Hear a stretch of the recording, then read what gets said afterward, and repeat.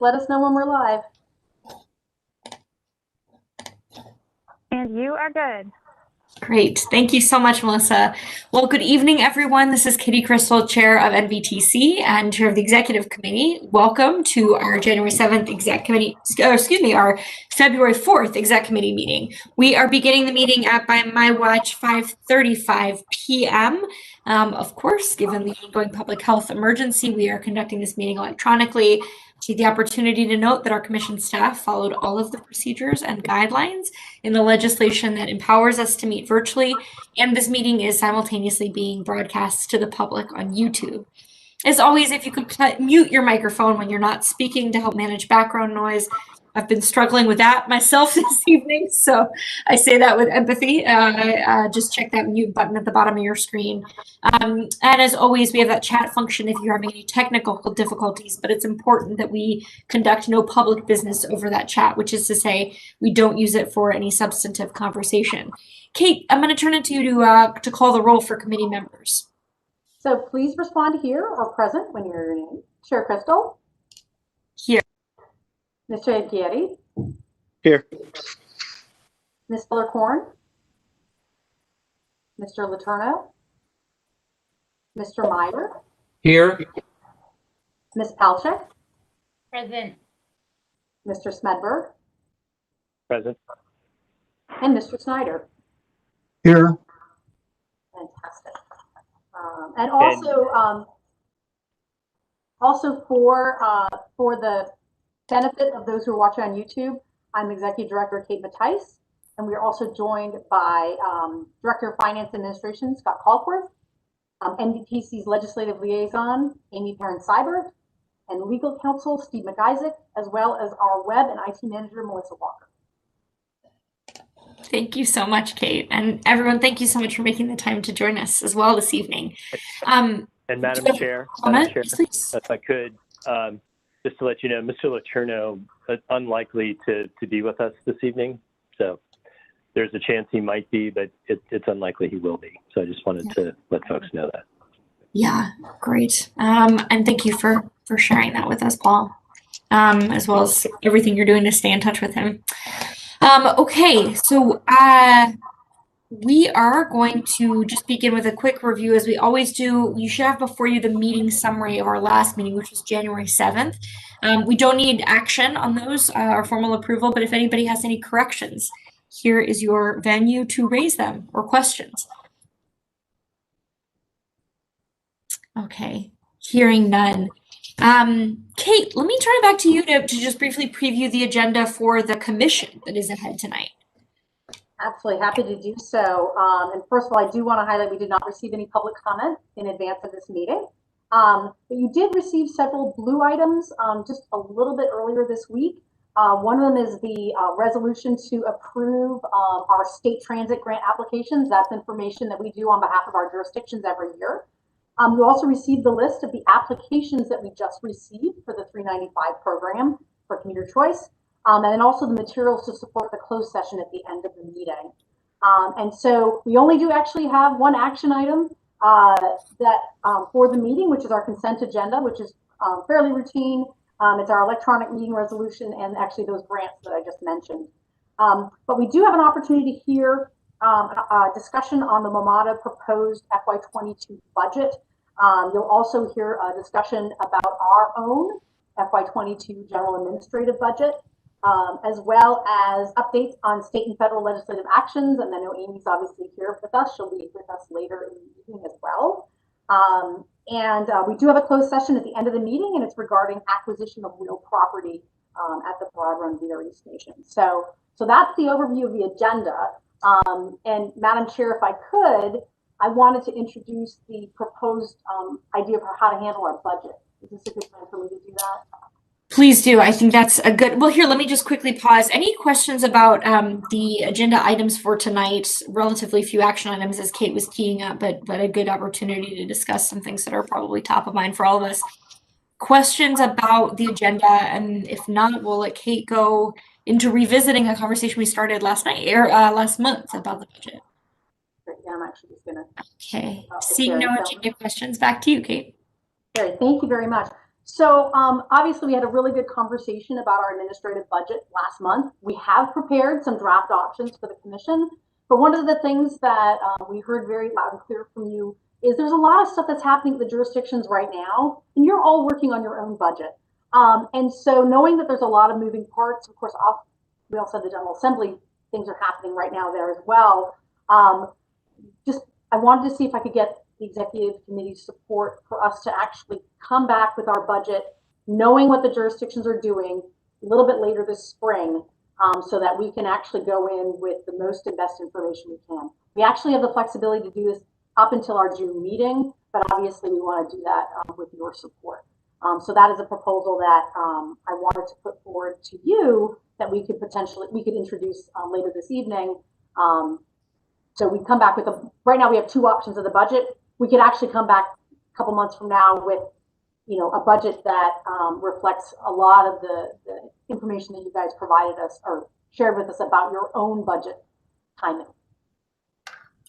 And just to put an even finer point on something that Kate just shared, tonight there would be sort of an information item, a little bit of a briefing for the commission on how this is coming together. So the proposal is not to leave the commission in the dark, so to speak, about the budget altogether, but rather sort of present this as for information, start to take some questions, get folks thinking, and then take a formal vote once we've all gone through what I think is going to be a fairly excruciating budget season in our own jurisdiction. Since when we last talked last month, that was sort of the challenge. We felt like as exec, we weren't really ready to weigh into the NVTC budget until we had more insight into our jurisdictional budgets. So I suppose that was just duplicative of what Kate all shared, but I really wanted to emphasize the point that there would be that sort of information preview sharing with the commission tonight. So thoughts on that schedule? Does that feel consistent with what we talked about in terms of our limited visibility into our own budgets and desire for that information last month? Any worries about that? Questions about what our bylaws or processes allow for, et cetera?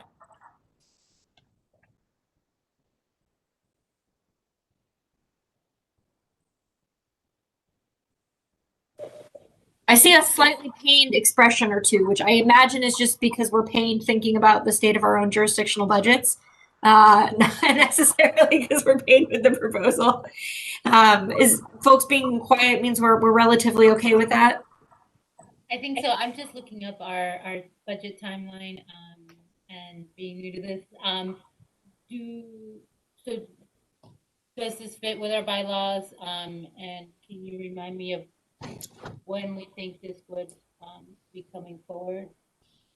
I think those are both great questions. Kate, do you want to speak to them? Because I know we have, this has sort of led us to go back to our founding documents and figure out, because it's certainly not been traditional, but it's also not been traditional for so much of NVTC's and the state budget and our local budgets to be unresolved at this point in the year. So Kate, would you respond to those? Absolutely, and I'm happy to do so. And part of it is going to be a little bit of an overview and education on our budget and what makes up our budget a little bit later this evening.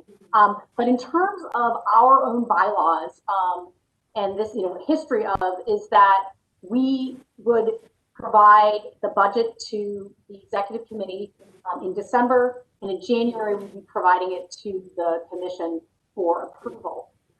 And Scott and I have talked a lot about sort of the process and why that, there's a lot of history there. One of the interesting dynamics is that at that point in time, money that actually comes from the jurisdictions we usually send that out in October. So it's really about state aid is what has an impact on our revenues moving forward. And so why it was always done in December, January, it may be because we wanted to keep it separate from getting caught up in all of the jurisdictional budgets that are going on. So it's our bylaws, and we did a resolution back in November actually saying that we were going to come back in March. And so this is basically asking, saying, maybe can we come back in May and June? But the money that is direct contribution from the jurisdictions, we actually already notified the jurisdictions back in October. Yeah, I mean, it makes sense to me because often we know that the state may be still changing right into May, June, maybe even later. So if it's okay with our bylaws, as a newbie here, you know, I'm comfortable with it. We would return with a resolution next month, you know, documenting that we'd be moving it over. Functionally, it does not change our ability to implement this budget, other than that we will be able to have knowledge of what, because I know one of the things we talked about last month was salary compensation, those sorts of things, having them align with our jurisdictions. Those will still not be known walking into the next month's meeting. And so I want you to have the best information before making a decision. Kate, that's such a good clarification, because I'm realizing in my comments, the reason I wasn't clear about that, the reason we would like to see more of our own jurisdictional budgets is not because actually our general funds support NBTC. Generally, they don't. It's because we're all trying to figure out what compensation increases or freezes is going to look like in our jurisdictions. And that, I think, for some commissioners, you know, just the weighing the optics of that relative to commission increases. But again, not because our general fund dollars support commission activities, by and large. Fine. All right, well, thank you for that input, Dahlia. I'll assume if no concerns, is anyone concerned with my presenting this as the recommendation of the executive committee to delay a little bit further so that we can have more visibility into the settled state budget and our own budgets at the time we seek to act? Okay with that? All right, great. Well, Kate, we'll look forward to the information item, if not an action item later today. And then we are fortunate to have two of our committee chairs with us this evening, so I wanted to hold a little time for our vice chairman, Kenna Gagara, to present from the WMATA committee, and then Mr. David Meyer to share from the Legislative and Policy Committee meeting, since this is always the committee's busiest time of the year in February. So Vice Chairman Gagara, would you like to begin with the WMATA committee report? Sure, and can you guys hear me okay? We can. Yeah, sounds Okay. good. Yeah, I'm having a lot of issues on my end. I don't know what's going on with the internet connectivity. I can't get my laptop on, my iPad's freaking out, so I might have to end up calling into the meeting later tonight. Yeah, so we were discussing the budget at the committee meeting. You know, there was a lot of discussion essentially of, you know, what strategy should we be taking in terms of our comments. WMATA is basically looking at being able to have a certain level of funding up until, I want to believe, January of 2022.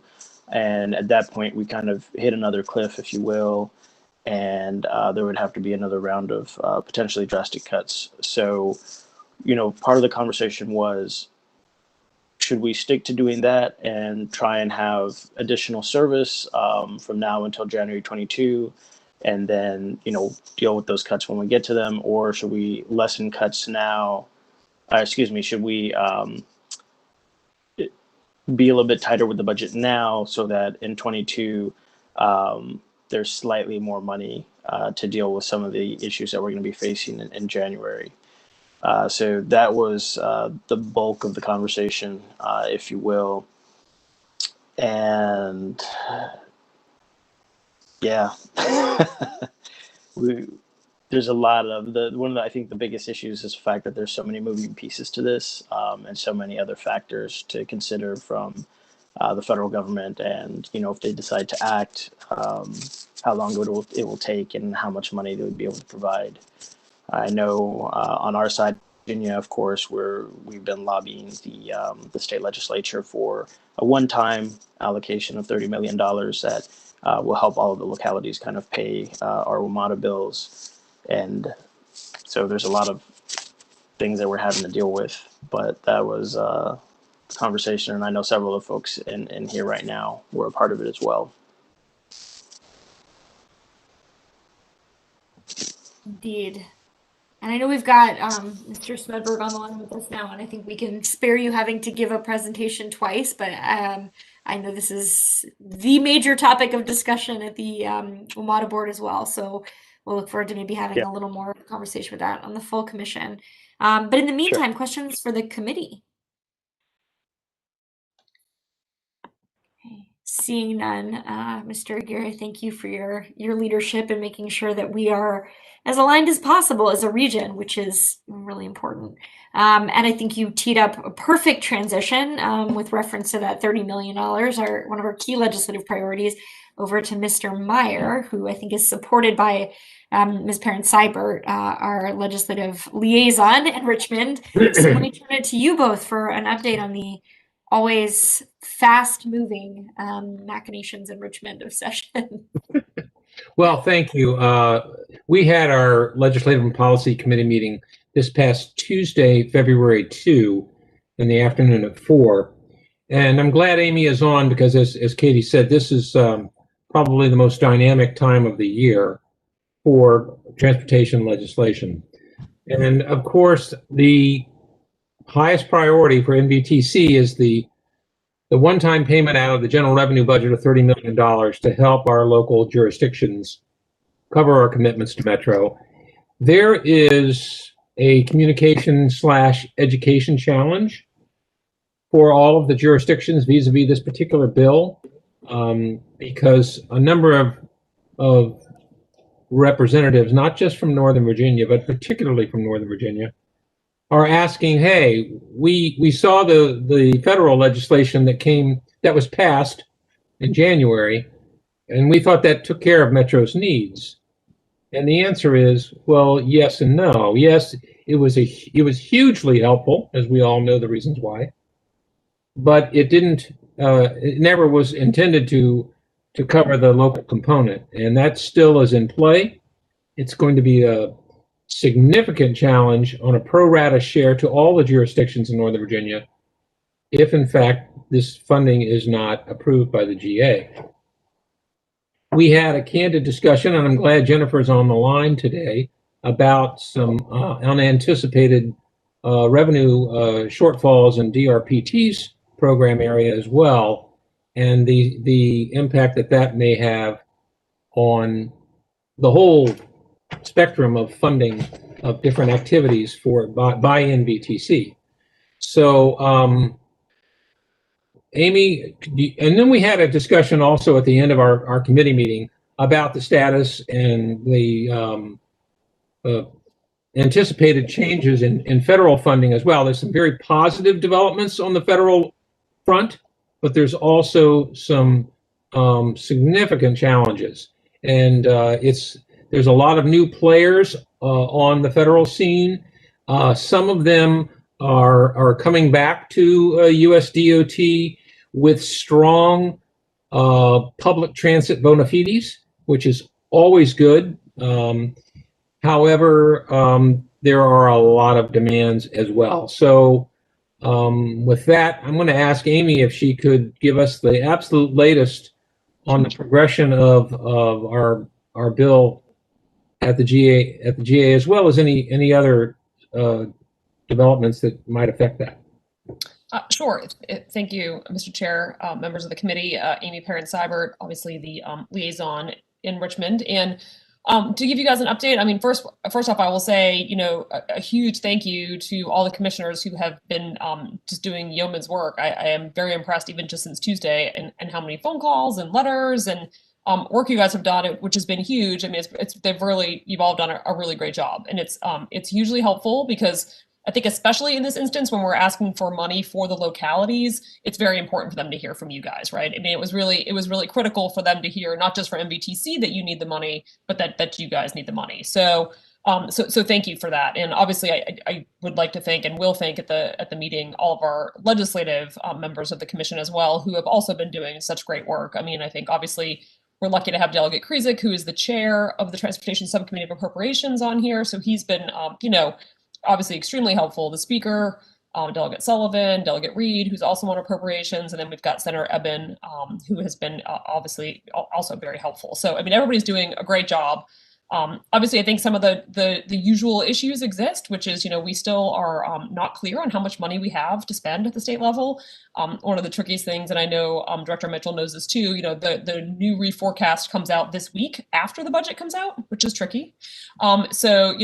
Which is always a hard thing so they're gonna have to put some budgets out on Sunday, and then they're gonna get a reforecast. So there's definitely gonna be parts of the budget that will be continued, obviously, as part of the conference. I think everybody is very clear that we will know a whole lot more after this week. But with the schedule that we're on, we're going to get a budget without having that February forecast. So there'll be some more information out there. I don't have any more details on that. Obviously, the budget comes out on Sunday. I've had conversations with Delegate Krizik and folks and the staff members also on appropriations and finance. And we do know that there are a lot of pressures. Obviously, the shortfall in the dedicated funds is a concern. I think the legislators are definitely concerned about that $22 million shortfall.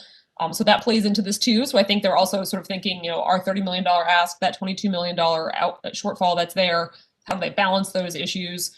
And then also, you're right. I mean, I think, Mr. Myers, I think the issue too about the feds and what they did for Metro already.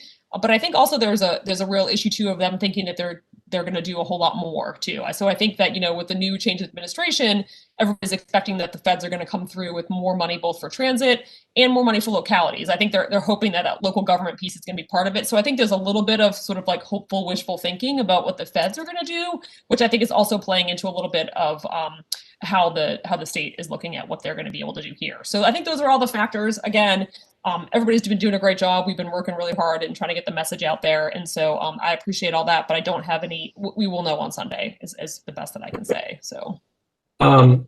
Couple of things in broader context. And just on this federal thing, on the federal side, while there is this somewhat of a undefined expectation that there'll be more, there's some pretty significant headwinds facing the new administration, not just relative to transportation, but especially relative to transportation in the context of our overall national infrastructure initiative. Also, on the state level, we're one of the few states that actually has a projected surplus.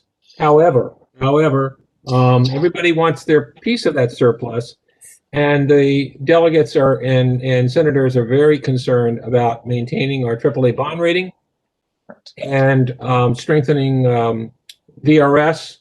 And so there's some non-transportation issues that they're grappling with that could have an impact on the pie. The pie is finite, and so I think we need to brace ourselves in case we don't get the full amount. I don't think it's all or nothing.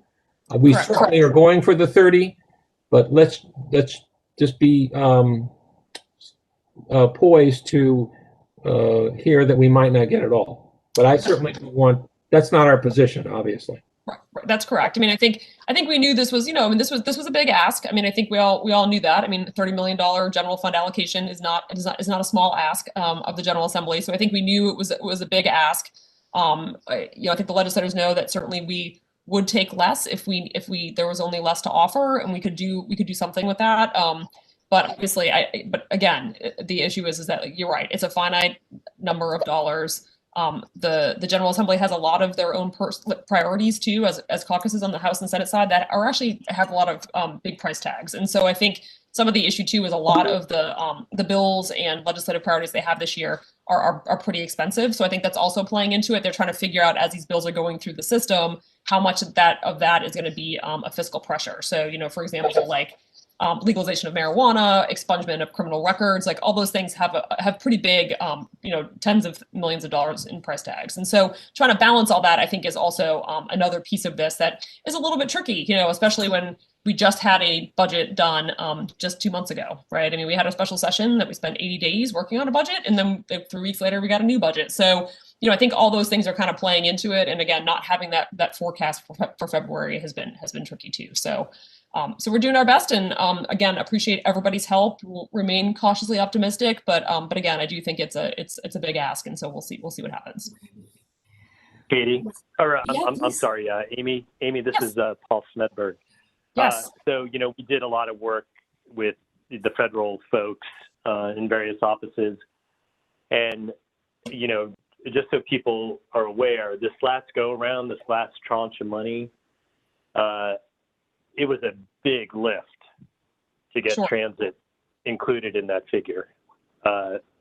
And there was, there's not, the support is not very deep.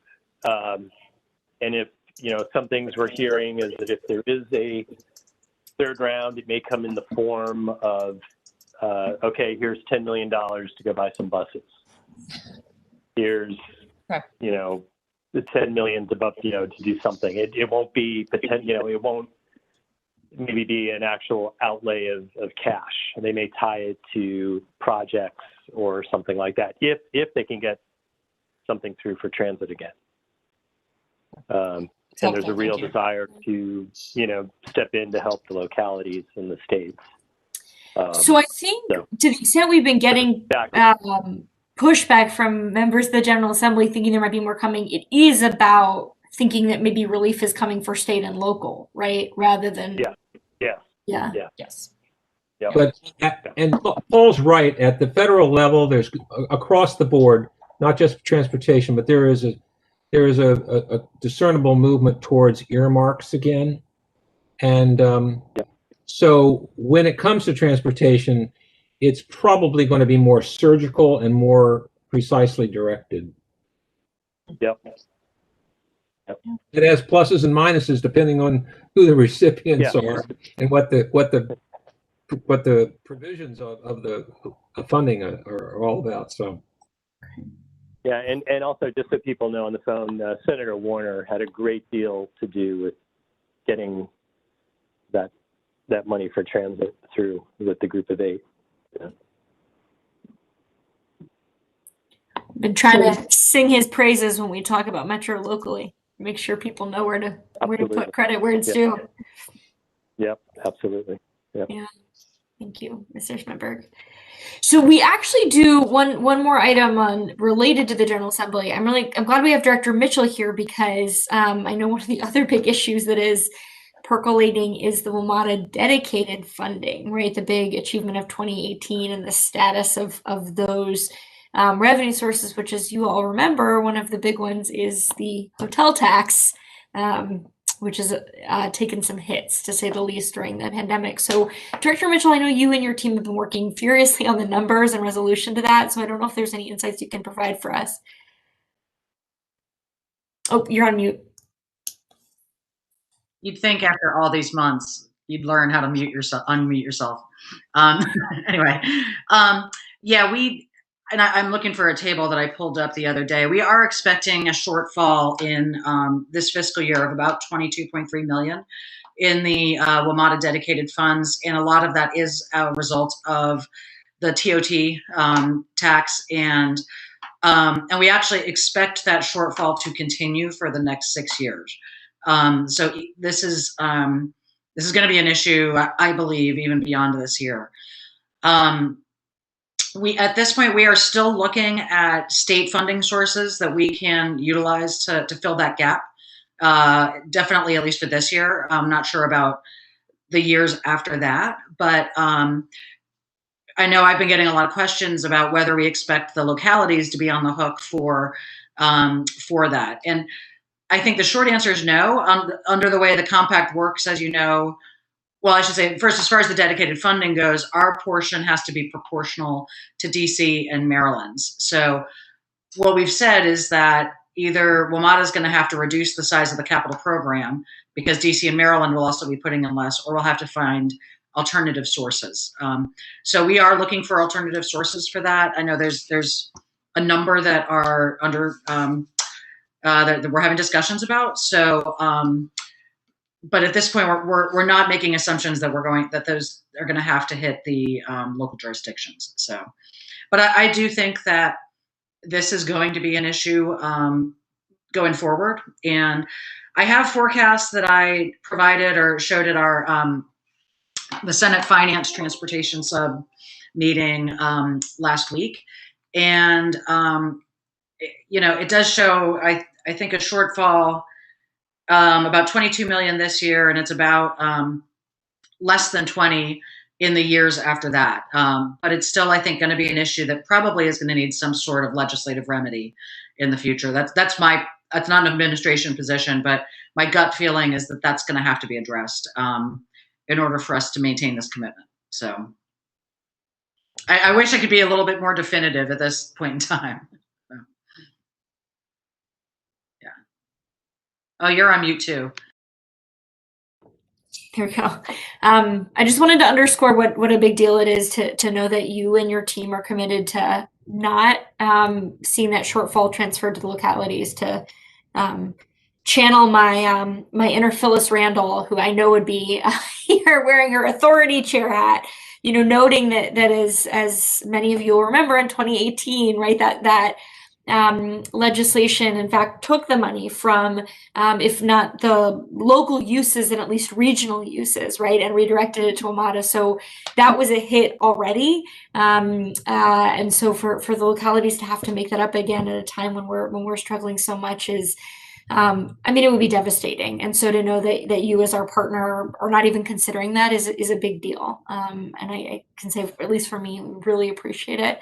But I hope we'll be able to stay in touch as you all try to resolve that. And I think that legislative lobbying effort that Amy was describing, right, that we can power up to do, that we powered up to do in 2018, that we're doing again now, is I think I can volunteer us to say we'll be at the ready, whether it's next session, if this is a multi-year problem, as you've noted, that requires a legislative fix. I think this is just incredibly important that it be sources of statewide revenue, since it is Metro and the economic growth that it generates and supports is a statewide benefit, rather than turning to the local jurisdictions to fill those gaps. So thank you. Other questions? Oh, please go ahead. I was just going to say, we all fought so hard to get this dedicated funding. I don't think we ever could have envisioned a situation where we'd see such a longstanding impact on TOT, for example, or on these revenue streams. That hopefully that there will be a way to address this collectively again going forward. And because I just don't, we need to make that commitment and maintain that commitment. So, yeah. Thank you. Other comments or questions for Mr. Myers, our chair, Director Mitchell, for Amy or Ms. Perrin-Seibert about the status of these different priorities or everything that's moving so quickly in the General Assembly? Yeah, no, briefly. Oh, if I may, no, I really appreciate it and appreciate the helping us really understand and help our colleagues in the General Assembly understand that it's that local impact that we're so worried about, right? Regardless of their feelings about where funding is going to WMATA or elsewhere, it's the impact it's going to have on our budgets. So a couple of things around that, anything you hear, obviously we're not on the same boat in Northern Virginia, but anything that's requiring local match or anything they're looking at is a big hit on us here.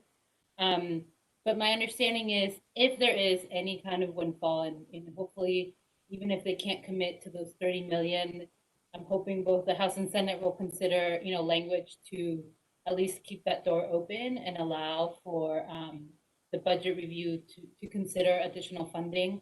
My understanding is that, even if that happens, it's going to be a statewide view of all of the transit needs statewide. So if it's not tonight, if you just have any feedback or specific details on what those formulas would look like, if they're ones that are already being used, or there are ways we can, advocate specifically. Obviously, we love all of Virginia, but trying to get as much as we can up here in the NBTC region. Yeah, the one thing I was going to mention this at the meeting, we just had our application period closed for our grant cycles on February 1st. And so we have some quick summaries of the requests that we've gotten, and we got a huge amount of requests for transit capital funding this year. It's always been a very lumpy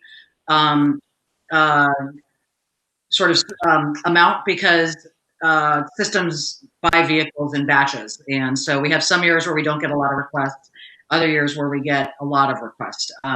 Actually, I think Fairfax was one where we had a really big request for buses. And so we're now trying to balance out how to deal with the amount of capital funding we know we have. We also want to keep NVTC and the WMATA jurisdictions whole, and maintaining this roughly same amount of money that we provide in support to you guys for WMATA.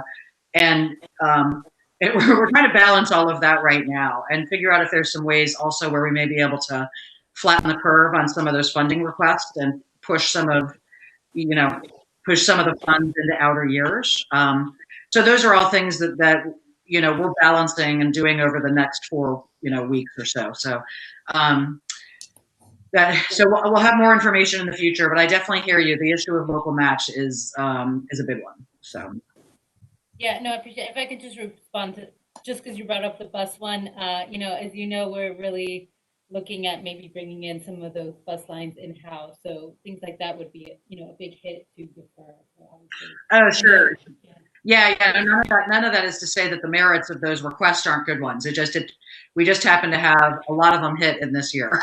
So we're trying, but all of these things are things we have to balance when we are figuring out how best to allocate the funds. But we'll certainly stay in touch with you all about it. And, I know I appreciate the opportunity sometimes to bounce ideas off of, whether it's Kate or Amy or others, to say, like, what's more important here? Is it operating assistance or capital, or WMATA assistance, or the operating support for your local systems? And sometimes it's helpful for us to hear that kind of feedback once we do have some scenarios we're looking at. So I may come back to you guys with some questions like that in the future. So thank you. Really appreciate that. Great. Mr. Snyder, did I see you there with a question as well a moment ago? You did, thanks. So in listening to the WMATA report and the legislative report, and thank you, Jennifer, and thanks to all of our representatives, state and federal, and everybody involved. You've done an incredible job under unknowable circumstances. So it's pretty clear that the elephant in the room here is the pandemic. And it seems to me that all of our planning, we need to have the latest, best information about how the state is dealing with, how we collectively are dealing with that, how long, and I know, like, every day is different, but that's not good enough when you're planning. You gotta be able to work through some things. I mean, and then learn where employers are going to react to all this. Some of them, we may achieve a high vaccination rate, and employers are still not going to send their employees back to the office because they, save a lot of money. So I guess what I'm trying to figure out is part and parcel of everything we talk about. We ought to try to grind in some of the specific pandemic-related information. I don't think we can always count on the federal government coming in with money. I think the ability and the desire to do that is going to end. Same thing with the state. So part of it is, where are we going with the big issue in the room here, and what can we do to push it along that we're not already doing, in terms of everything from vaccinations to better measuring where employers, the federal government is going to be, when they're going to be there, schools, the whole range of things. So anyway, I just wanted to make that point and ask if what the collective thinking is. Maybe in future discussions we could add that component. And one specific question on the capital inquiries that you're getting, Jennifer, are you getting a lot of electrification of transit vehicles? And is that kind of moving along the way that I think we all feel that it needs to move along for purposes of meeting our very aggressive climate change goals? Not as much as we'd like, actually. We do, Alexandria, I think Hampton Roads, Alexandria, and Blacksburg were the 3 systems that have been requesting money for electric vehicles. And we actually have a pot of some money, it's not a lot, but from the VW Trust that we can put towards electric vehicles. And I believe we still have funding left over in that. I'm not sure how much of it. We actually use that. We don't pay the 100% of the cost of the bus. We use it to supplement the state match of transit capital that we would put in order to cover the incremental cost of new electric vehicles. But I mean, that's something personally I hope to see more of in the future too. I know with a lot of systems, it's not as easy as just starting to buy buses. You gotta plan for infrastructure. It's a bit much more than that. So we're trying to work with systems to make sure they've got business plans or plans that really will support a full electrification or major electrification over time. So, but I hope we will see more of that in the future. Thank you. Yeah. Like the charging stations. I know from one jurisdictional perspective, which is to say ours, that's one of our big challenges. It's a great question, though. Thank you for asking it. All right. Well, thank you all for spending the time with us in executive session. I think we'll have a chance to revisit some of these issues in the full commission, but obviously the conversation can sometimes get a little allows for a slightly deeper and more nuanced discussion with a smaller group. So we appreciate you. All right, Kate, you want to quickly preview big guest coming next month and any other upcoming commission activities? Thank you so, Madam Chair. Indeed, so we do have Paul Wiedefeld from WMATA joining us at our March meeting, and also really the topic and focus of that meeting is really coming up with NVTC's priorities so that we can provide testimony, letters, what have you, back on comment to the WMATA FY22 budget. So Paul Wiedefeld has confirmed he will be joining us on March 4th. We expect to have another virtual meeting. I think we will for the, the near/long term. And then really beyond that, we're looking into the spring. We're going to have some decisions on the 395 commuter choice program, probably revisit some conversations about I-66. No big surprise. There's just not any revenue starting to come in, but we'll give you a full report on that when we go to our March meeting, sort of how you'd like to queue that up for this year. The money does not go away, but right now we just don't have any new money coming in from VDOT. So that's something that we'll be discussing a little bit later this spring. So that is what the teaser for the spring I wanted to put out there. Thanks, Kate. That'll be a big lift ahead. And a good reminder that we should start thinking about our tough questions for the GM for next month. All right.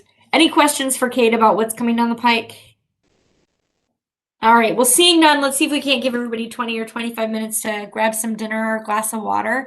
If you can log on a few minutes ahead of the 7 o'clock meeting, that helps make sure that we don't have any tech gremlins, although they seem to be fewer than this time last month. So we'll consider that a win. And hopefully, knock wood, I didn't just jinx us. Unless there are any objections, I will go ahead and adjourn us and see everyone at 6:45 or 10 to 7. So thank you again.